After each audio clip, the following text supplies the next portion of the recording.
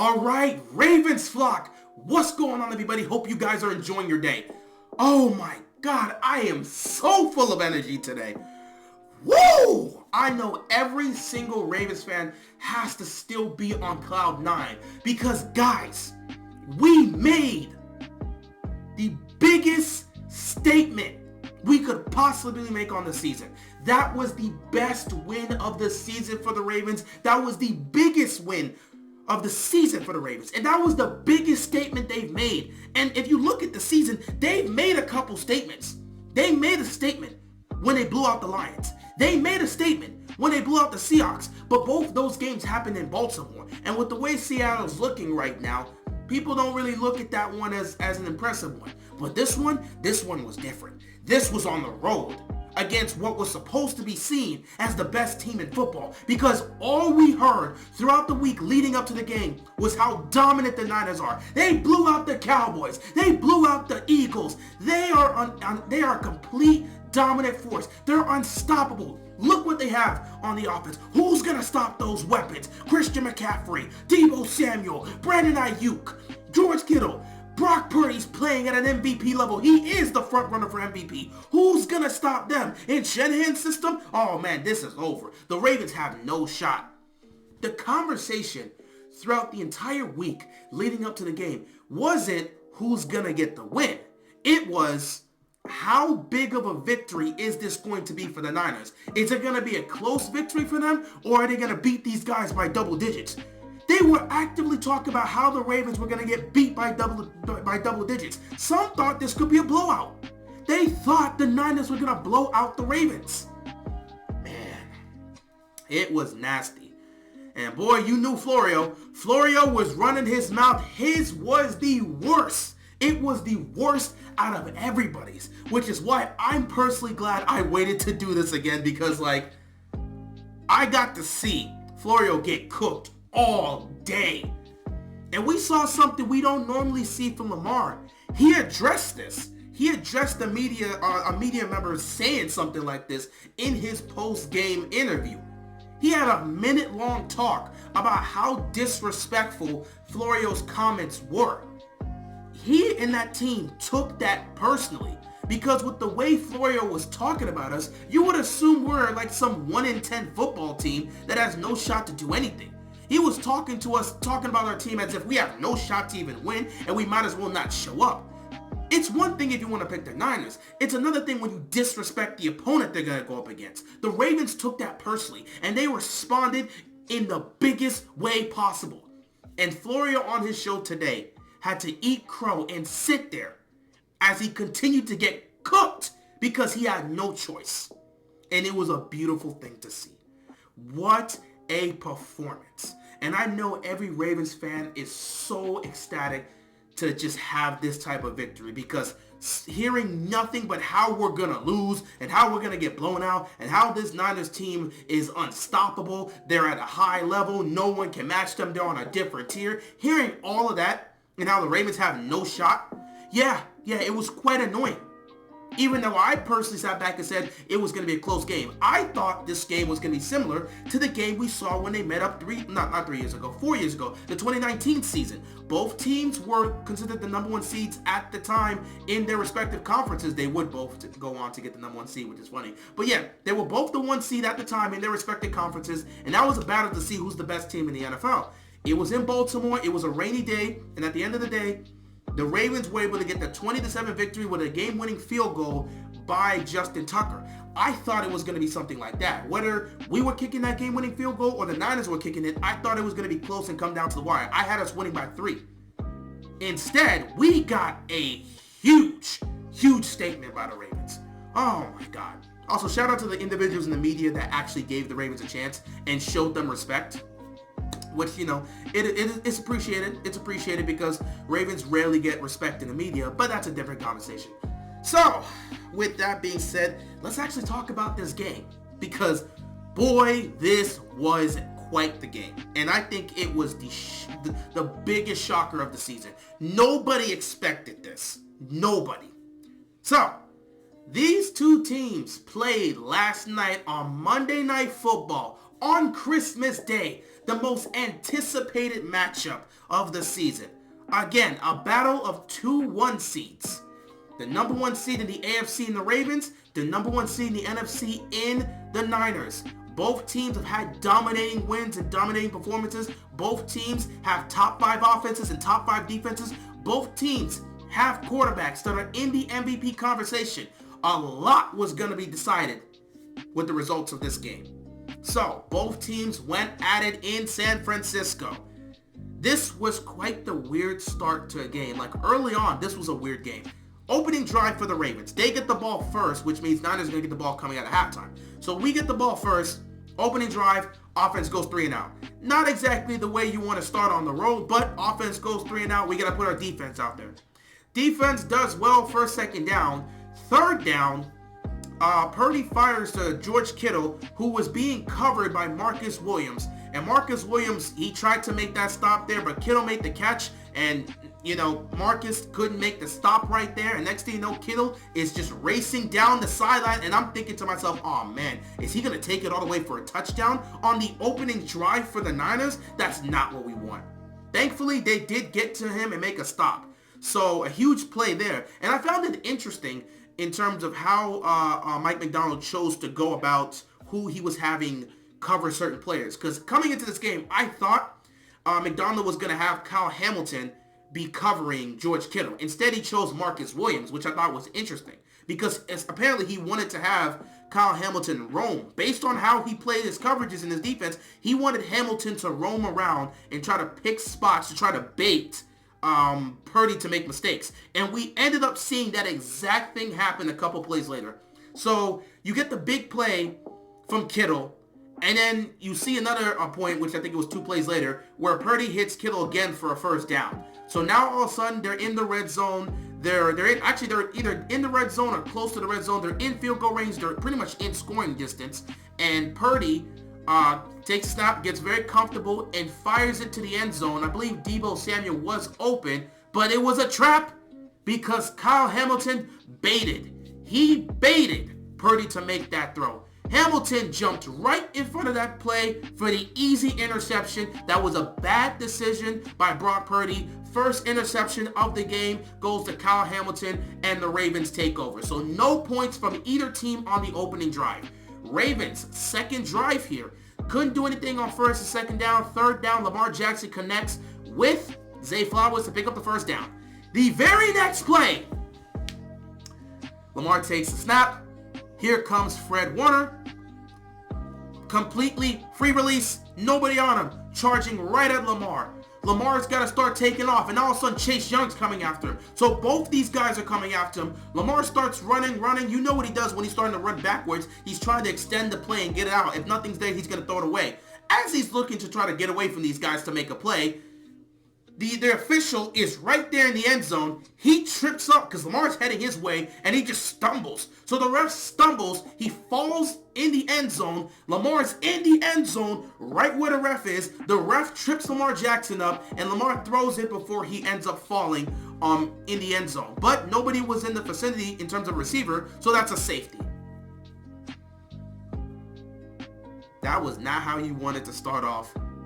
Giving points to the Niners was the worst possible thing you can do, especially knowing what type of team you're dealing with. You don't want the Niners to have a lead, because if they have a lead, they get comfortable. So Ravens are forced to punt due to the safety because of unfortunate circumstances, which again, it's not an illegal play at the end of the day, or it's not a penalty if you run into the umpire. I mean, at the end of the day, he's just there. It's never been an established rule. It's unfortunate, but I've never seen a situation where a play was disrupted because of an official, and they just sat back and said, we're going to replay the play. I haven't seen that happen before, so at the end of the day, it was unfortunate, but you move forward. So the Ravens punt the football back to the Niners. Niners get the ball. They start moving the ball down the field. Defense was actually playing well there, but then a penalty happened, which ended up, giving them a first down. And then they're moving into field goal range. But again, this defense is the best scoring defense in football. They were not looking to give up any more points here, or at least not looking to give up a touchdown early on, because you did not want to be down 9-0. So defense makes a stop. Niners are forced to kick a field goal. Ravens get the ball back on offense, and they take their time to march down the field. I believe a pass interference call was there, which helped give extra yardage for the Ravens to put them in a better spot. But they did move down the field. They got into field goal range. On third down, Lamar threw to Nelson Aguilar, and a fantastic tackle was made by the Niners defender. I don't know exactly who it was. It might have been Warner again. I'm not fully sure. But a great tackle was made there, because if that tackle was not made and Aguilar breaks out of that, Nelson Aguilar is probably going the distance for a touchdown, because there was open space. So great tackle there on third down, and the Ravens are forced to kick a field goal. So you had a weird kind of score of 5-3 in the first quarter between the Ravens and the Niners, and no one knew what to say about that. A 5-3 game was weird. So Niners get the ball back once again. Brock Purdy starts going through a nightmare type of game. See, the first pick was a bad mistake by him. We know it. First pick was a bad mistake by him, but we've seen quarterbacks and other players make bad mistakes early on. You just shake it off, you move on, and you try to do better your next drive. This is where things really started to take a turn, and shout out to the Ravens defense for how they played in this game. They were locked in. They looked like the best defense in football. They looked like the best defense in football. They were just out there locking everything down. So Purdy gets the ball. They move it to around midfield. They actually start getting into Ravens territory. Next thing you know, the ball gets batted in the air, because I think the previous play, Purdy hit Deebo Samuel to take them into Ravens territory. So the following play, he's looking for a quick throw. But Brandon Stevens, who had given up the play to Deebo Samuel for the first down, Brandon Stevens on the very next play read it. He read it perfectly. Jumped right in the lane, batted the ball up. Marlon Humphrey, who had a good look to try to get to Brock Purdy for a sack, he was in the perfect position. That ball gets batted in the air. Marlon Humphrey gets a free Christmas gift. Interception number 2 for Brock Purdy. Ravens take over right there. Oh my goodness. And with a beautiful gift by the Ravens defense, the Ravens offense made sure they took full advantage of that by going down the field from that position and scoring a touchdown. They get down to the goal line, 3rd and goal. Lamar throws to Isaiah Likely. He's a yard short. And I actually like this decision by John Harbaugh. He chose to put the ball in the hands of his offense and let them go for it on 4th down. We have been money at the goal line when it comes to running the ball. Gus Edwards has 11 rushing touchdowns, and all 11 has pretty much been inside the 10, and I'm pretty sure 10 of those 11 are literally inside the 5. So we're money here in the goal line. Well, Gus Edwards gets rushing touchdown number 12, gets it on 4th and 1. Isaiah Likely had a great block on 4th down. Gus Edwards goes into the end zone, touchdown Ravens. They now take a 10-5 lead. Second quarter is starting to wind down. We're getting closer to halftime. Brock Purdy gets the ball again. He's trying to march them down the field. And then on a 1st down and 10 play, there was a chop block on Kyle Hamilton. And this has to be the most impressive thing that happened from the defense that night. So there was a chop block on Kyle Hamilton, who was looking to get to Purdy. All of a sudden, the flag gets thrown out. Purdy's starting to run for his life because the pressure's coming there. He's trying to extend the play. He starts to roll to his left. Nothing there. He cuts back to his right, rolling. And then he throws across his body to Kittle, who was being perfectly covered by Marlon Humphrey. Marlon Humphrey bats the ball in the air and is picked off by guess who? Kyle Hamilton. So basically, Hamilton, he got chop blocked. He was on the floor. There was an offensive lineman that was on him. So he was on the floor at that point. Offensive lineman gets off of him. He gets back up, sees that the play is still going on. He tries to go see if he can make a play himself, and he's in the perfect position to get his second interception of the game. So, 1/2 of football, and Brock Purdy has thrown 3 interceptions. 3 beautiful gifts gifted. My God, this was a nightmare scenario for Brock Purdy. So 3 interceptions in the first half. Ravens get the football. They do go down the field, but they don't score a touchdown. At the end of the day, the Niners do have one of the best defenses in football, and they knew they had to make a stop there. So, the Ravens kick a field goal. It's a 13-5 game. At this point, Niners needed to do something. They took the ball out of Purdy's hands and put it in their best player's hands, and that player is Christian McCaffrey. They started running the ball. They started getting the ball to McCaffrey, using him on some quick passes, getting him involved, and then we all knew it was coming. Christian McCaffrey broke free for a huge run that took them down to the goal line. First and goal, Niners. They give him the ball again, and he takes it into the end zone. Touchdown, Niners, 13-12. And just like that, the 3 interceptions don't matter at this point because it's a 1-point game. Ravens get the ball back before halftime. And let me tell you, man, Niners were doing their job. They were trying to slow down Lamar. He was making some plays here and there, but the Niners found a way to, due to penalties and stuff, but like the Niners found a way to put Lamar Jackson right around midfield. Actually, I think a little bit closer into Niners territory. Clock's winding down. We're around 30 seconds, maybe under that. It's 3rd down and 16, and Lamar Jackson does Lamar Jackson things. I mean, pressure's coming. He just escapes the pocket beautifully. He sees an open lane. He takes off. He breaks the ankles of Fred Warner, and he points to him. I didn't notice that until I went back and looked at the replay. He pointed at Fred Warner as Warner was just sliding, and Lamar's just going to swiftly pick up the first down and picks up more and gets inside the 10-yard line. We had a chance to try to score a touchdown quickly, but the Niners defense definitely did recover, so we had to kick a field goal. But that run by Lamar Jackson, man, that was just a beautiful play. That's Lamar being Lamar. You know, he's a special player for a reason. That's our MVP for a reason. You know, he won a unanimous MVP doing things like that. So he's one of one, man. He's a special type of player, man. You just appreciate what Lamar Jackson's able to do. So the Ravens get a field goal and they head into halftime 16-12.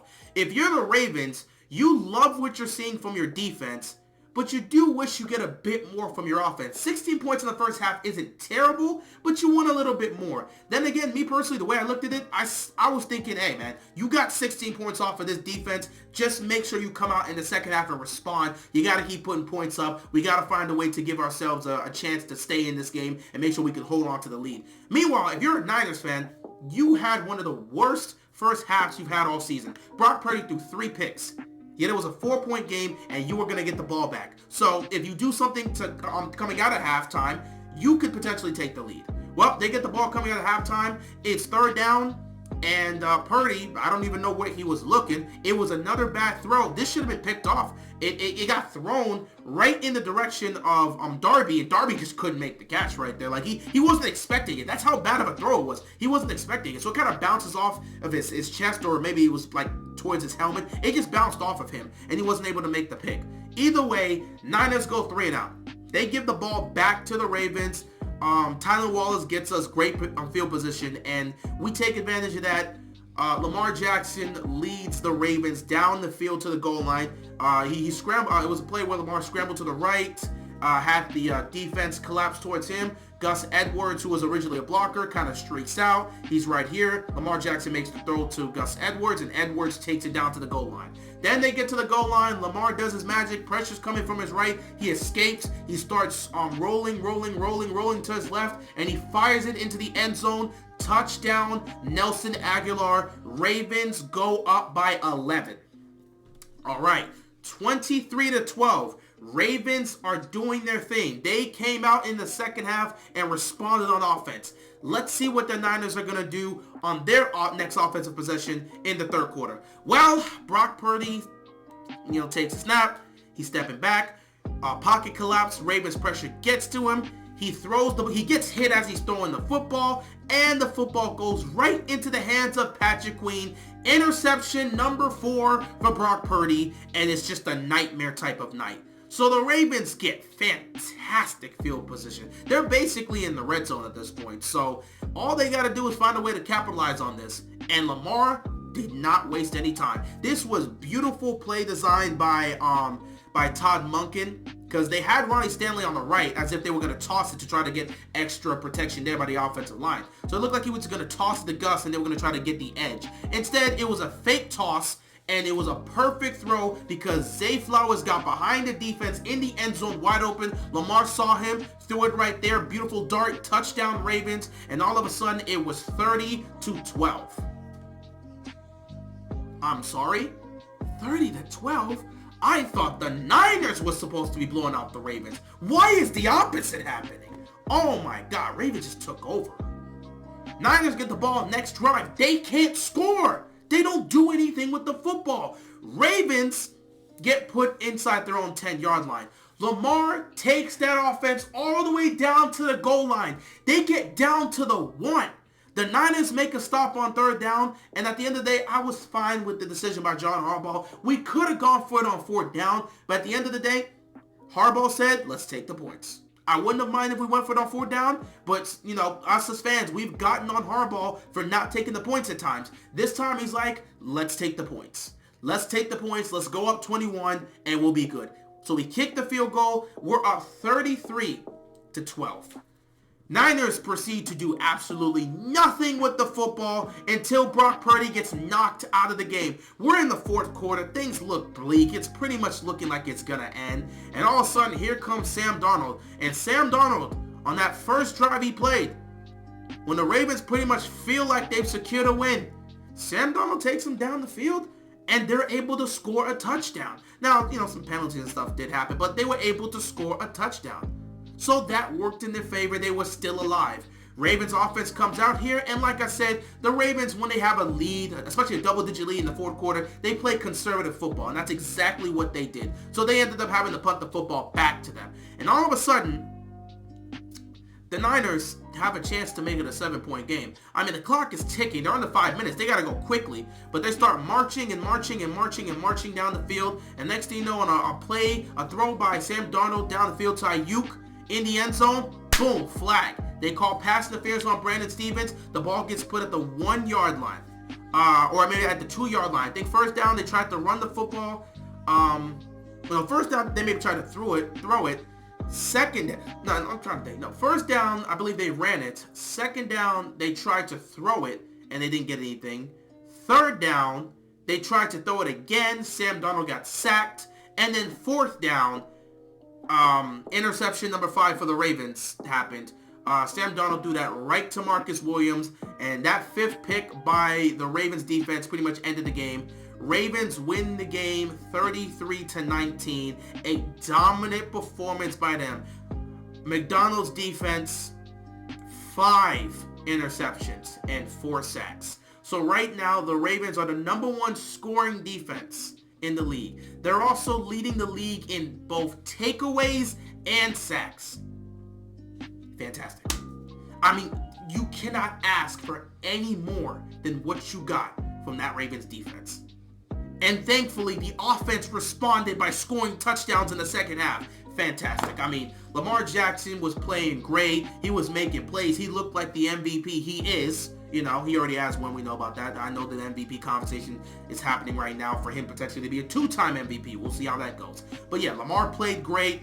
Offense showed up in the second half. Defense balled out throughout the game. And the Ravens got the victory. Advanced to 12-3 on the season. They're the only 12-win team in the NFL right now. So they have the best record in football. And they are 1 win away. 1 win away from winning the AFC North and securing the #1 seed, which guarantees them a 1st-round bye. Next week, at the bank, New Year's Eve, you've got the Miami Dolphins.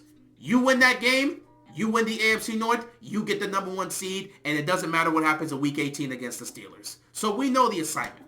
But yeah, fantastic game by the offense, fantastic game, I mean, just out of this world type of game by the defense. Now, you know, we did have a little injury scare with Kyle Hamilton. I looked at the play, and I believe it was a situation where he just bumped knees with the offensive player. So I didn't think it was severe, but when he was holding on to his knee, everybody's heart just sank because we thought it was something severe. We thought he was done. But he was able to walk off the field off his own strength. He was able to walk into the blue tent. And we saw him on the sideline. He wasn't playing at that point. It was the 4th quarter. But at some point, it panned over to Kyle Hamilton, and he was laughing on the sideline. So it seems like he was fine. If it was a severe injury, he's not out there. So hopefully it's nothing too major. Maybe it's just a sore knee, or he did bang knees with that guy, like I said. But we'll see. Harbaugh talked about it and said that none of our guys have anything severe. Maybe they're a little bit banged up, but nothing severe for the most part. So hopefully Hamilton's okay. But yeah, Ravens make a statement. The biggest statement win you could possibly make this season. They get a fantastic win in dominating fashion. So, what's next for the Ravens?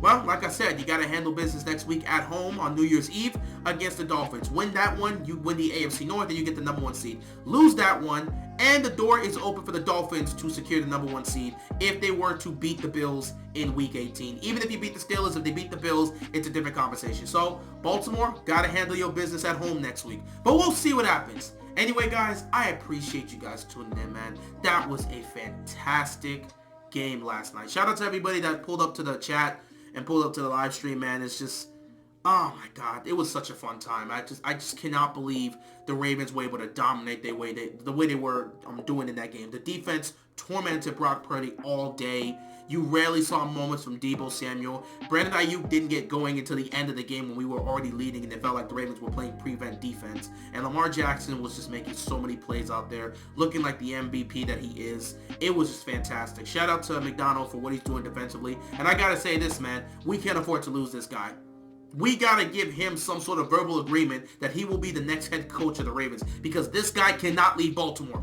Do not lose McDonald. I'm begging you, do not let this man leave. He has turned this defense into a monster. We cannot afford to lose that guy. But with that being said, guys, I appreciate y'all tuning in. Ravens get the victory. Number 1 team in the NFL right now. 1 win away from winning the AFC North and securing the number 1 seed, getting that first round bye, and then we'll see if we can avenge 2019 and actually get the job done in the postseason. We'll have to see what happens, though. But yeah, I appreciate you guys. Thank you so much for watching. And with that being said, I'm out of here, man. Peace out.